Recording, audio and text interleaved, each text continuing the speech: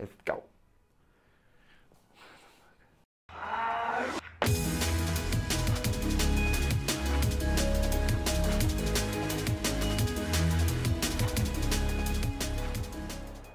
What do you guys think of my new intro? Good? Yeah.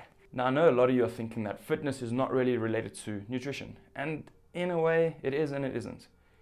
You can be fit and still have bad nutrition.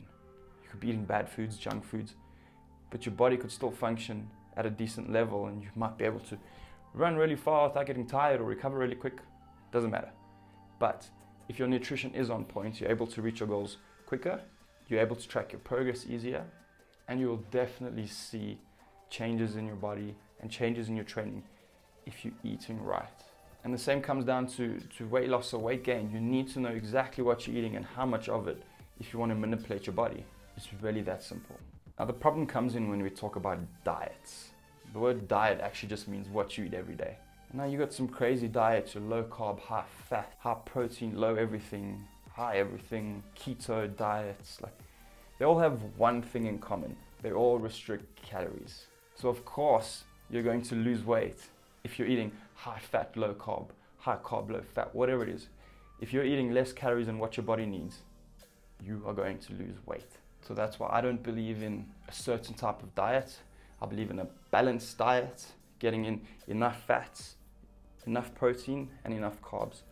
You don't need crazy amounts of protein like the supplement industries tell you, and you don't need crazy high amounts of fat like doctor, whoever's telling you. You got to find what works for your body, but within reason. And that leads us to calories in versus calories out. We're going to head to my partner now so that we can give you a demonstration of just how our body functions and how it uses energy in different ways. Sean, you ready? Oh, yes. In the demo room, I'm here. you there? Ah, yes. We'll now switch to my colleague who's going to give you the demonstration. You're such an idiot. Why were you not ready? Okay, so we're going to talk about calories in versus calories out. This ball represents you. It's round and see-through, as you are. And then on this ball, there's a red line. This red line represents the baseline of how many calories you'd need in a day to stay exactly as you are. You wouldn't gain weight and you wouldn't lose any weight if you ate as many calories over a week to match up to this red line. So what you can see here is that I have calories for every day of the week: Monday, Tuesday, Wednesday, Thursday, Friday.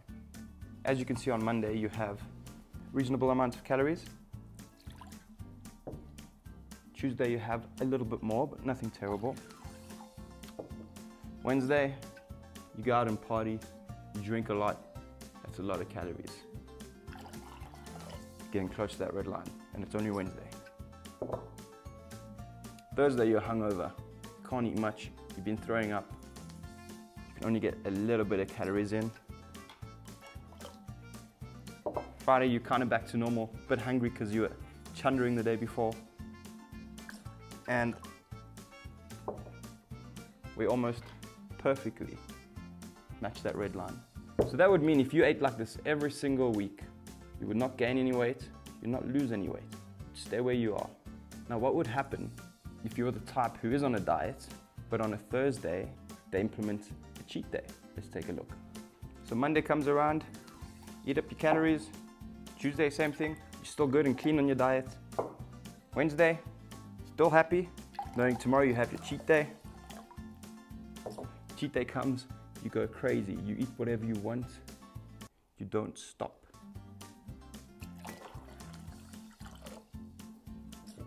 Now there's a problem. We've already hit our baseline. That would mean if we were to eat anything on Friday, we'd have gone over it. That would mean if we kept this up for a certain amount of time, a period of a few weeks, we'd start gaining weight. Now, I'm not saying cheat days are bad and shouldn't be used, but the right way to do it is to think about it every other day, that you're having a cheat day a certain day, which means just have less calories over that certain period of time. Simple. Now the same thing were to happen if you were to undereat, obviously. If you were to go and eat a massive amount on Monday and Tuesday, but Wednesday, Thursday, Friday, you wouldn't eat much. You'd be way under this baseline. It's very simple math and it's very easy to control. So I'm not saying all these diets are bad and all that kind of stuff, but all they're doing is just giving you less calories than what your body needs, and that's why you'll end up losing weight. I made a big mess here because I didn't have my glasses on. Is that alright? I don't know what I was talking about there at all. We're still filming. Why don't you tell me? Let me try and explain this in a simpler way. We're going to use the board of wisdom for this explanation. Let's say your daily caloric needs were 100 calories a day, which would mean 500 a week if we're working a 5-day week. Let's forget the Gregorian calendar, alright? This is Sean's calendar. Right. So over a 3-week period, if you wanted to have the same weight, to not gain anything and to not lose anything, you'd have to eat 1,500 calories. That's obviously excluding any exercise. Let's take a look. Our first week, we eat exactly 100 calories. Every single day of the week, we eat 500 calories. Fine, perfect. Second week, Monday, Tuesday, and Wednesday, 100 calories each day, good. Thursday, we get a bit drunk, drink quite a lot, high in calories. Friday, we go back to what we were. We're like, we'll just get back to things, and we'll end up ending the week on 800 calories. 300 over what we should, but that's still okay. The next week, we start off, we're like, damn it, we had a bad week last week. We're gonna eat less calories. You do that. But then on Tuesday, because you ate less calories the day before, you're hungry. So you'll end up eating more. Then you try to fix it again for the previous day and you eat less. Then Thursday, you binge like crazy. You probably go out again, get drunk. Friday, you're hungover. You can't eat much. But you'll end up ending the week on 1,000 calories. While editing the video, I found that I made a little mathematical error. The numbers should have been 900, 2,100. Sorry. I also just want to take this little intermission to say that these numbers aren't any numbers you should follow. It was just a very simple example. There will be a link in the description on how you can work out the calories that you need every day to keep your current weight, and then you can adjust from there. Add them all together, and over that 3-week period, you've gone and had 2,300 calories, a whole bunch more than what you should have had, 800 to be exact. Now that would mean you'd gain weight. If you kept this up, you'd start gaining weight. Those calories would be stored as fat. But now, if we were to do this, but include exercise, things would be a bit different. Taking exercise into account is pretty important when you're trying to either lose or gain weight. If you're trying to gain weight, but running 10 Ks a day and not eating enough to sustain your body, you're going to lose weight. Your body has to get that energy from somewhere. So it's going to turn to the fat stored inside your body. If you're giving your body enough energy, it won't need to turn to that fat. That's why you hear bodybuilders talking about cutting and bulking. When they're cutting, they're literally cutting the fat away by eating less calories and doing a lot more work. Whereas when they're bulking, they're eating a lot more calories than what their body requires in order to feed their muscles a little bit more. And sometimes steroids a lot of the time. Well, even when they're cutting, but that's another issue. So if you're consistent with your exercise and not very sporadic, it shouldn't be too much of an issue if you're trying to lose or gain weight. If you keep things simple, you don't have to worry about counting your exercise in your calories. Just focus on your food and try to keep that consistent. Back to you, Sean. Tell him he's a dick. Is the idiot done? We're back? With that amazing demonstration, I hope you guys now understand how our bodies use calories and how we burn energy and how you can manipulate the amount of calories you're taking in to either gain weight or lose weight. Very simple. In the past, people have asked me for help to give them diet plans and all that kind of stuff, and I oblige. I'm willing to help. But the first thing that I always ask them is, for the next week, just write down everything you're eating. They don't have to calculate anything crazy, just write it down. And then after that week, give that to me. And then we can work out if you're actually eating too much or too little, depending on what your goals are. Not one person has ever come back to me with that list of what they've eaten.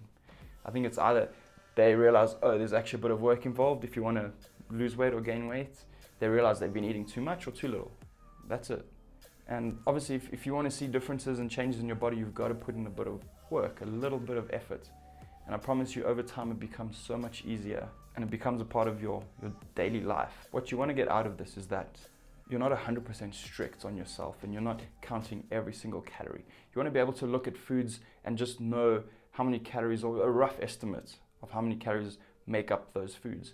And then you know if you can have some cake, or if you need to actually eat more if you want to gain weight. You have a general understanding, and that's the most important part. You don't want to be that guy sitting on his phone all day, adding in what he's eaten, unless you're doing a competition or something. And what this also does is usually forces you to make healthy choices, because you know that you can eat so much more of a healthier food instead of one little chocolate bar or something like that. You might have heard the words macros and micros being thrown around. I'm not going to go into detail, but I will put some instructions in the description box below on how you can work out your macros and how many calories you need every day in order to grow or to shrink. Very, very simple. It's not daunting, I promise you. Even I can do it, so it means it's pretty simple. And then you can take from that what you need.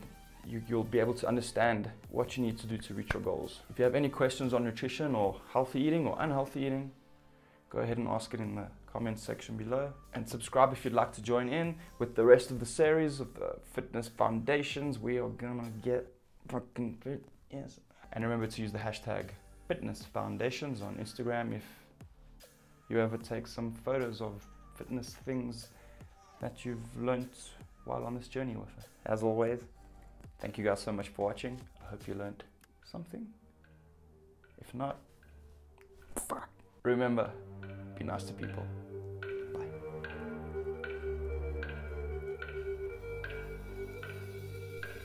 Bye.